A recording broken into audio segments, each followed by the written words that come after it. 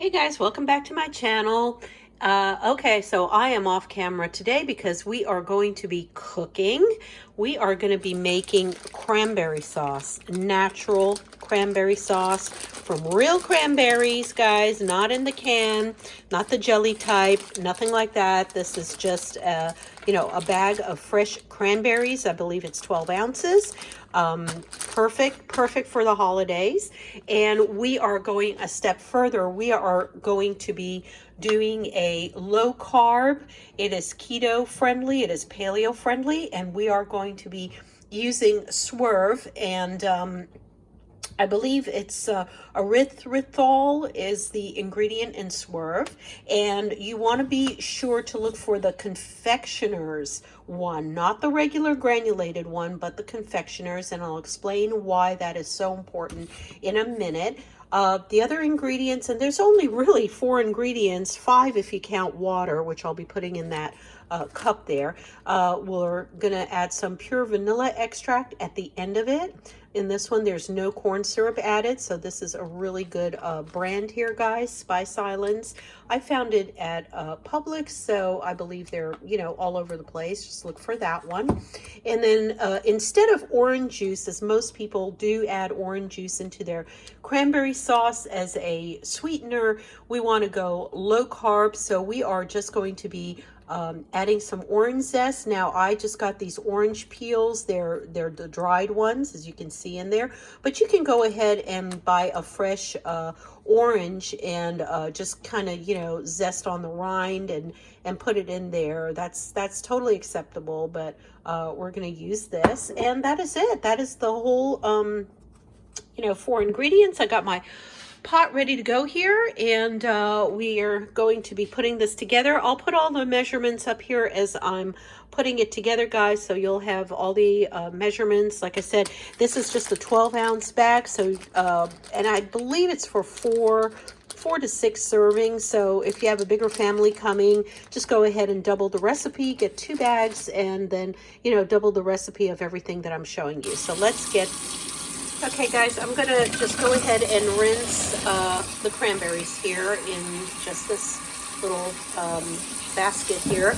And I have a raccoon mentality. I wash all my food wherever possible. So I do suggest that you do that. You just don't know what it's been, under and how it's been picked and everything. And I know it's organic, so I don't really have to worry about chemicals or anything, but I do want to give it a good rinse. So that's the first thing you need to do. And then we'll be putting it in the pot, and we will be putting in 3/4 of a cup of water into the pot, along with these beautiful, beautiful fresh cranberries. Look at that, guys. Look how gorgeous these are. Can't wait. I just can't wait to start cooking with them. Okay guys, there is the 1 bag of cranberries, and there's the 3/4 of a cups of water. And to that I'm going to add 1 whole cup of the Swerve, so the erythritol, and it's 1 whole cup. It's the confectioners, like I said, so it is very puffy. And then we have 1 teaspoon, and I'm trying not to spill it, 1 teaspoon of the orange zest. Now they said you can go a little bit more if you want more of an orange flavor to it, just a bolder flavor to it, but we're going to stick with the recipe right now, and we're just going to get started. I'm just going to wait for this to simmer. It's just not simmering yet, so once it simmers I'll be back, and we'll put all this in. Then it has to simmer for about 10 to 15 minutes, and you'll be able to tell when it's done when all of the cranberries pop open, and you'll get that beautiful sauce, almost like a gelatin consistency. So we'll be right back. Okay guys, I don't know if you're going to hear this, but do you hear that? They're starting to pop. So this is the time when, do you hear it? It's almost like popcorn popping. That's what you got to hear. It's probably going to get louder and more poppier as we go on. Poppier, is that a word? But do you hear that? It's starting to pop. So we're going to go ahead and put in the erythritol now. I can't pronounce that, guys. Why can't I pronounce it? I'm just going to keep calling it Swerve. So I'm going to put in a little bit, and then stir and put in.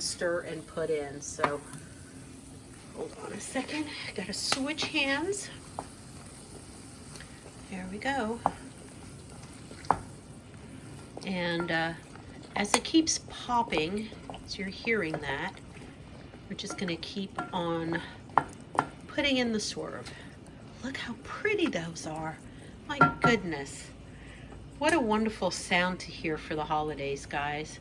Popping cranberries.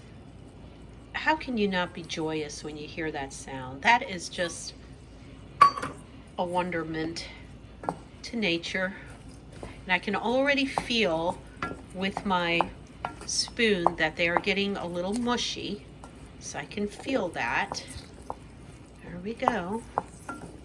Can you see them starting to kind of pop? You see over there? Do you see that? That's like popped open.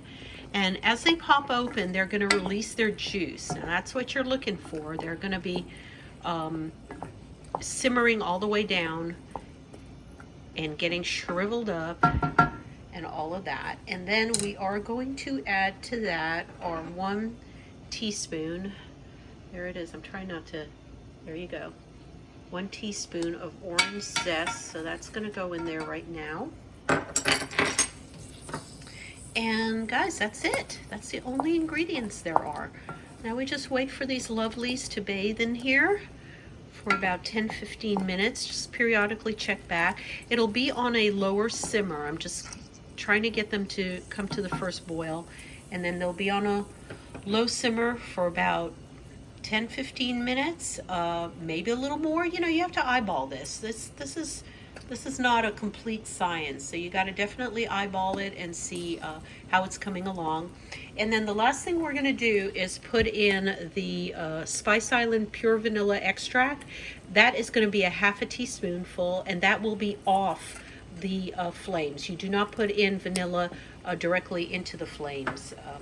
I just never heard of that. I don't know why chemically you're not supposed to, but you're not. So once it's off the flame and it's all done, then we are just gonna put that in as the last step. Look at that, guys. Look how it's popping already. Oh, so cute. All right, I'll be back in a few minutes.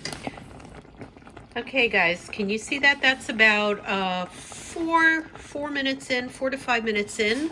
It's beautifully thickening up. Look at that. Oh my gosh, that looks gorgeous. It's just heavenly looking. And as you can see, it's starting to coat my wooden spoon there, because all of the little parts and pieces are starting to disintegrate, and that's what we want. So just keep on kind of stirring it gently every once in a while, making sure nothing's sticking or anything to the bottom. And just keep working it, and that is absolutely beautiful. It's well on its way to being a masterpiece. I think everybody, when you try this, everyone's gonna want this for, you know, for your holiday dinner all the time. So I think you're gonna be retiring the cans and the jellies and everything else. So we'll be back in a few minutes. Now I just want to show you guys that I did taste my cooking, and you should definitely, you know, get a spoon and give it a lick and see if everything is to your taste. Don't be afraid of adding a little more of the swerve in case you need it. I just added basically 1 teaspoonful more. I just found it a little bit, not tart, but just soury for my liking. I really like my cranberry sweet, my sauce sweet. I guess maybe it's all those years of having the ones in the can. But I did add 1 more teaspoon. And again, you know, don't hesitate to add a little more of anything if you really want to. It's totally up to you, okay? Okay, guys, I just want to show you. That's the consistency we're looking for. When I scrape the bottom, it just kind of parts and then beautifully goes back together. Do you see that? It's not sticking to anything. It's not burning anywhere. We're getting very close. We've had it on for about 12 to 13 minutes now. It's 5:41. So it is getting ready to be done. There's a couple of little stubborn guys here that are, I'm kind of smashing and working with it to kind of smash them down and get them cooked down. But as you can see, it's just having a beautiful, look at that. Oh my gosh. Don't you just want to lick that spoon? Look at that. Oh, it is absolutely divine. Look at that. Can't get any better than that, guys. So I think I'm going to just shut it now and put it in the bowl for you guys, and then I'll show you the final results. Be back in a jiff. All right, guys, this is the last step. That is a half of a teaspoon of vanilla extract. So that's going to go in there now. And again, it's to taste. If you feel like putting a little more in there for the flavor of it, that's more than fine. And I probably will be tasting this off camera and putting some more in if you want. I don't know what other flavors you could use. Maybe you could keep going with the orange extract. So, oh man, I smell that vanilla coming up from the fumes. Oh man, that is one awesome delicate smell. Definitely beautiful, beautiful. So there you go. That is the whole thing. Look at that. Perfect. Absolutely perfect. I'm going to dish this up for you guys, and then you'll see the final results in the bowl. Okay, guys, this is the final result. Look at this. Absolutely take a look. Look at that. It is literally iridescent. Look at the iridescence on it. Look how beautiful that is. Don't you just want to lick and just, oh my gosh, go to town with this? We're going to actually be testing it with some rotisserie chicken tonight. We haven't made the turkey yet because it's too soon, but I wanted to go ahead and test the recipe fully, and I wanted it to you know, go up there on YouTube and videotape this in time for you guys for Thanksgiving. So that's why I made it kind of early, and my family does not mind, I'll tell you that much. So we are looking forward to it, and bon appetit, everybody, as they say. I hope you enjoy your holidays, and we're looking forward to ours, and I hope you enjoy this wonderful low-carb, keto, and paleo-friendly recipe. Blessings to everybody. Have a wonderful evening. Bye.